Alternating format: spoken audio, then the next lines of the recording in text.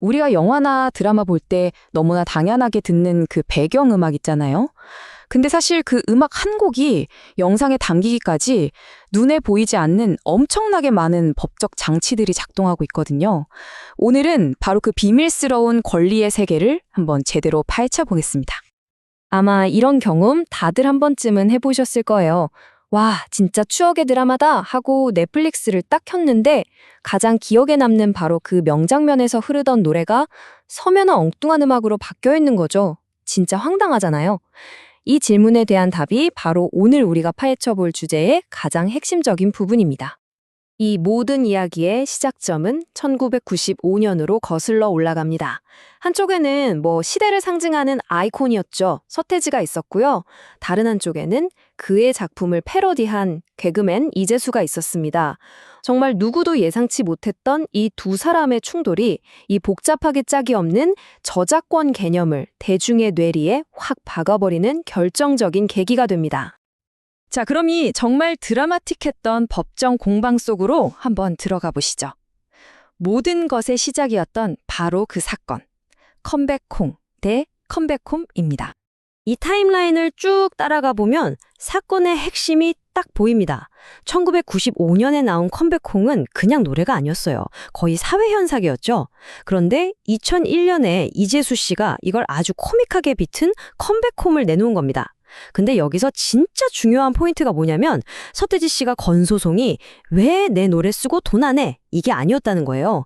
내 창작물에 깃든 영혼, 다시 말해 인격권이 침해당했다는 주장이었죠. 그리고 법원은 바로 그 주장을 인정했습니다. 서태지 씨가 했던 이 한마디가 이 사건의 모든 걸 말해줍니다. 내 음악이 돈벌이 수단으로 전락하는 걸 원치 않는다. 이게 바로 저작인격권이라는 개념이고요. 그중에서도 가장 핵심적인 권리인 동일성 유지권을 말하는 겁니다. 쉽게 말해서 창작자는 자기 작품이 원치 않는 방식으로 왜곡되거나 망가지는 걸 막을 권리가 있다는 뜻이죠. 결국 법원의 판결은 아주 명확했습니다. 돈 냈다고 해서 당신들 마음대로 작품을 써도 되는 게 아니다라는 거죠. 특히 원작의 의도를 완전히 비틀어 버리고 창작자한테 모멸감을 줄 정도라면 이건 명백한 권리 침해라는 겁니다. 이 판결 덕분에 음악을 영상이랑 어떻게 결합하는지가 돈을 내는 것만큼이나 중요하다는 인식이 생기기 시작한 거죠. 바로 이 서태지 사건이 우리를 오늘 이야기의 가장 중요한 개념으로 이끌어 줍니다. 바로 싱크권. 입니다. 동기화권이라고도 하고요. 싱크권 정의는 아주 간단 명료합니다. 음악이랑 영상을 결합하는 그 행위 자체에 대한 권리예요. 그냥 음악을 트는 게 아니고요. 영화의 바로 이 장면에, 광고의 바로 이 순간에 타이밍을 딱 맞춰서 음악을 넣는 것, 바로 그 행위에 대한 허락을 구하는 권리인 셈입니다. 근데 이 싱크권이 진짜 흥미로운 게 두 가지 성격을 동시에 가지고 있어요. 하나는 음악을 영상 파일에 녹음하는, 그러니까 복제하는 행위에 대한 재산권이고요. 다른 하나는 서태지 사건에서 봤던 것처럼 내 음악이 좀 이상한 영상이랑 합쳐져서 이미지가 훼손되지 않도록 보호하는 인격권의 성격도 있는 거죠. 이 표를 보시면 차이가 확 느껴지실 겁니다. 우리가 보통 생각하는 CD를 찍어내거나 mp3 파일을 복사하는 권리는 기계적 복제권이라고 해요. 하지만 싱크권은 영상과의 감성적인 조화나 아티스트 이미지 보호 같은 게 핵심 가치입니다. 그래서 건별로 되게 까다롭게 협상하는 거고요. 완전히 다른 종류의 권리라는 게 느껴지시죠? 자, 이제 이 싱크권이라는 개념을 제대로 이해하지 못했을 때 현실에서 얼마나 엄청난 일이 벌어지는지 한번 살펴보겠습니다. 특히 K 콘텐츠가 전 세계로 뻗어나가면서 그 문제가 제대로 수면 위로 드러났죠. 대표적인 사례가 바로 천국의 계단 사건입니다. 많은 분들이 기억하실 거예요. 그 권상우 씨의 명대사랑 같이 흐르던 애절한 아베 마리아.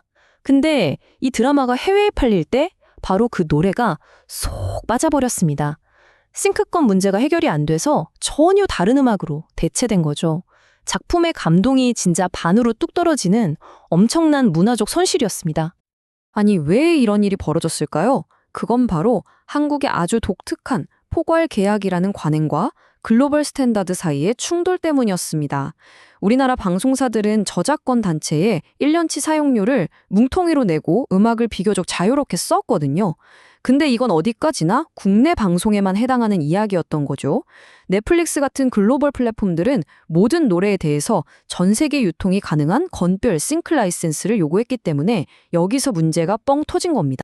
이 표를 보시면 상황이 더 명확해져요.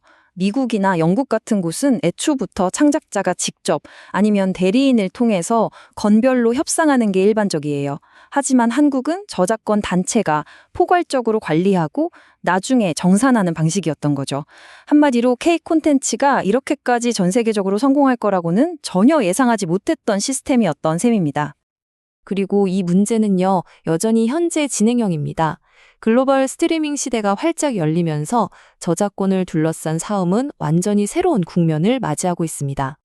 이제 가수나 음반 제작자 같은 권리자들이 직접 목소리를 내기 시작했어요. 이봐요. 방송사가 내는 돈은 그냥 방송 트는 값일 뿐이고요.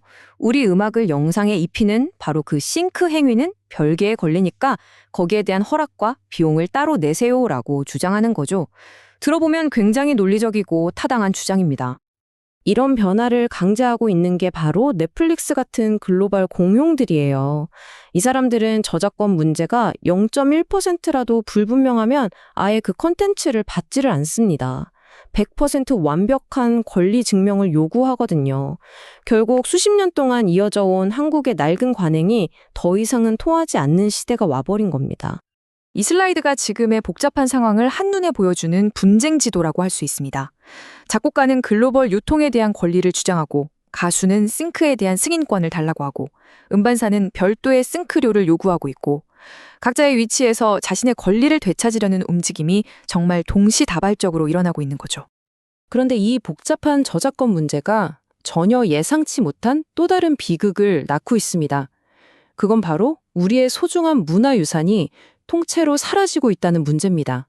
정말 아이러니한 상황이죠. 기술적으로는 수십 년 전의 낡은 방송도 막 4K 화질로 복원해서 영화음이 보존할 수 있는 시대가 됐어요.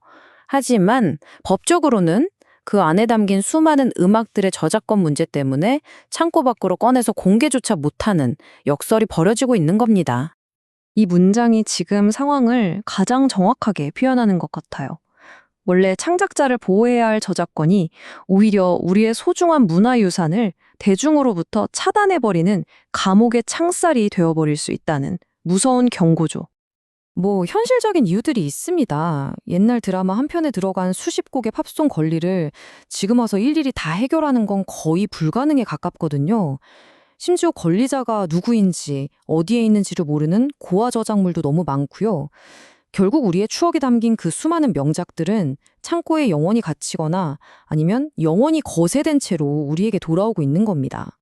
오늘 우리는 음악과 영상의 결합 속에 숨겨진 싱크권의 세계를 쭉 한번 여행해 봤습니다.